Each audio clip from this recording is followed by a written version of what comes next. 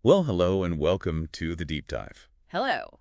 So, today's a pretty big day in the tech world, huh? It really is. A bit nostalgic, even. Yeah, because today, May 5th, 2025, marks the official end for Skype after 23 years connecting people. 23 years, that's right. Microsoft, the parent company, confirmed it. It's the official sunset date. Wow.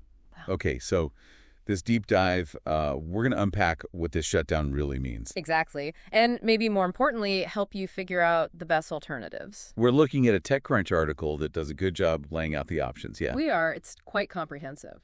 So your mission, should you choose to accept it, is basically to navigate this change smoothly. Maybe even find something, better suited for you now. Let's do it. For a lot of you listening, Skype's probably been around for a long time. For sure. So let's talk transition. If you're a Skype user right now, what happens? Well, Microsoft is obviously encouraging people to move to Microsoft Teams. That's their main suggestion. Makes sense. Keep it in the family. Right. And they've tried to make it fairly easy. Your contacts, your chat data, that should migrate automatically if you use your Skype login for Teams. Okay, so that sounds like maybe the simplest path for some folks. Especially if you're already using other Microsoft stuff, yeah. But what if you don't want to go to Teams? Or just want your data? Good question. You can download your Skype data. Messages, files, contacts, even those caller ID numbers you might have set up. Oh, okay. So you can back it all up. How does that actually work? Where do you go? It's a few steps. You log into Skype first, then look for settings. Sometimes it's under those three dots. All right, the ellipsis menu. Exactly. Then account and profile. Then something like your account, it usually bumps you over to a web page. The web portal. Yep. And there you should find the export options. You can grab contacts as a CSV file. Standard spreadsheet format, easy to import elsewhere. Precisely. Same for caller ID numbers. And then there's an option for your chat history and files, conversations, and files, they call it. So you request it, and they bundle it up for download.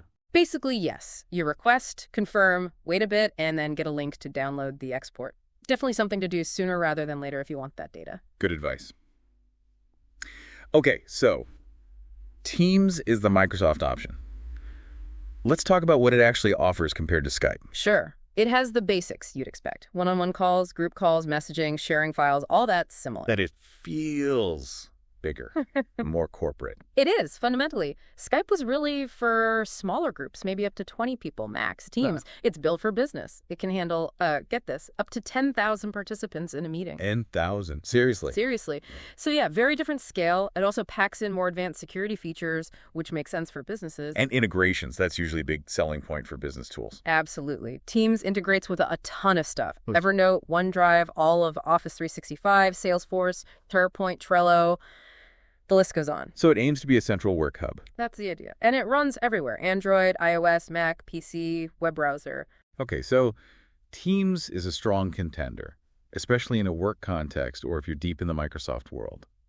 But let's explore outside that box. Google Meet comes up a lot. It does. And a big reason, mentioned in the article, is that it's free if you have a Google account. Which, let's be honest, most people do, right? Gmail, Google Drive. Exactly. So the barrier to entry is super low. The free version is pretty capable, too, up to 100 people in a meeting. Okay, 100 is pretty generous for free. It is. Plus screen sharing, even recording meetings. What's the catch on the free plan? There's usually a catch. Time limits. If you have more than 3 people in a meeting, it caps out at 60 minutes. Ah, okay. So for longer group chats, you might hit a wall. You might, which leads to their paid Google Workspace plans. Those start around, I think, $7 a month. And what extras do you get for paying? Quite a bit, actually, especially for bigger teams. Things like having up to 25 co-hosts, breakout rooms for smaller discussions. Oh, breakout rooms are useful. Very. Plus polls, QLED features, you can even live stream to YouTube. And they're integrating AI now through Gemini. AI? What does it do? It can help with taking notes automatically, creating custom backgrounds, that sort of thing. The AI note-taking could be really handy. Yeah, no kidding. Keeps you focused on the conversation. Okay, so Google Meet is a solid option. What about Zoom? Still a huge player. Definitely. Zoom's got a very similar feature set. Again, up to 100 participants on the free plan. Public, private chat, whiteboard. Yep, all that. Notes, screen sharing, recording, even transcripts. It covers the base as well. And the free limitation. Also time. Also time, but it's a bit tighter, 40 minutes for meetings on the free tier. 40 minutes, okay. To get rid of that limit, you need a paid plan, starting around $13 a month. And the paid plans add more. They do. The time limit goes away, and you get access to their AI companion tool. Another AI assistant. What does Zooms do? Meeting summaries, answering questions about what was discussed in the meeting, similar stuff to Google's. Seems like AI assistance is becoming standard in these paid tiers. It really does. Okay, next up, WebEx. That's Cisco's platform. Right. How does it stack up? Again, a familiar story in many ways. Screen sharing, recording, whiteboard features. Free plan limits. Let me guess. 100 participants, 40 minutes. You got it. Exactly the same as Zoom's free tier limits. Huh. There's a pattern here. Definitely a pattern. Paid plans start around $12 a month. Those bump up the attendee limit way up, actually, to $1,000. Wow, 1,000. Yeah. And again, you get an AI assistant, live polling, Q&A features with the paid plans. Okay, so Meet, Zoom, WebEx, they're kind of the big three alternatives, aiming for similar markets with free tiers having those time limits. Pretty much. But the article mentions some others, too, maybe less obvious ones, like Discord. Discord, isn't that mostly for, like, gamers? It started there for sure, but it can work well for personal use or maybe small teams. The key thing to know is the participant limit on calls is lower 25 people. Only 25. Okay, so not for big company meetings. Probably not. But here's the upside. The free plan has unlimited meeting lengths. Oh, no 40 or 60-minute cutoff. Nope. Plus screen sharing, recording, even breakout rooms, all on the free plan. That's actually pretty compelling for smaller groups or communities. It could be. And their paid upgrades, Nitro, are relatively cheap, like $5 or $10 a month, mostly for cosmetic stuff or bigger uploads, not really changing the call limits. Interesting. So Discord's a bit of a dark horse, maybe. Could be, depending on your needs.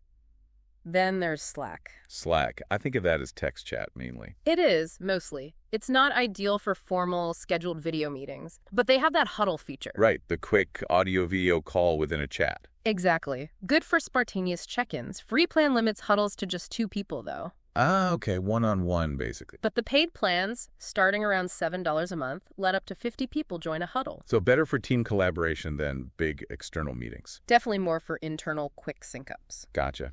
What about Signal? Known for privacy. Yeah, Signal's big draw is its end-to-end encryption. But they added group video calls a few years back. How many people can join? Up to 50 participants now. And it's convenient because you can share call links, kind of like Meet or Zoom. And it's free. Totally free. So if security and privacy are top priorities for you, Signal's a really strong option. Default encryption on everything. That's a major plus for many, I bet. Easy to use, secure, and free. Can't argue with that combo. And finally, the article just briefly mentions mobile options, too. Yeah, just a nod to the obvious ones for quick calls on your phone, WhatsApp, Facebook Messenger, Apple's FaceTime. Good for smaller, informal chats, mostly mobile first. Right. Things many people already use daily. Exactly. So, even though Skype is bowing out, there's clearly no shortage of ways to keep those video calls going. Not at all. It's a crowded field now. Whether you lean towards Teams for that Microsoft integration, or Google Meet for the easy access, or the features of Zoom and WebEx for business, maybe Discord for unlimited time with smaller groups, or Slack huddles for team chats, or Signal for that top-tier privacy, there's likely something out there that fits. Okay, so the curtain closes on Skype. Hopefully this deep dive has shed some light on the path forward for you. We hope so. The goal was just to lay out the landscape, help you see what's available now. So whether you stick with Microsoft and Go Teams, or you branch out to Meet, Zoom, WebEx, Discord, Slack, Signal, whatever it is. The main thing is finding what works best for you, for how you communicate. You really need to think about what features matter most, don't you? Absolutely. Is it the meeting length? How many people usually join? Do you need specific software integrations, or is it just about being simple and easy to use? Good points. And that kind of leads to our final thought for you listening. As you look at these options, what really stands out to you? What's the number one most critical factor in picking your next communication tool? Yeah, think about that. This isn't just about replacing Skype. It's a chance to maybe find something that works even better for how you connect today. What new possibilities could these other tools open up? Definitely something to chew on as you make the switch.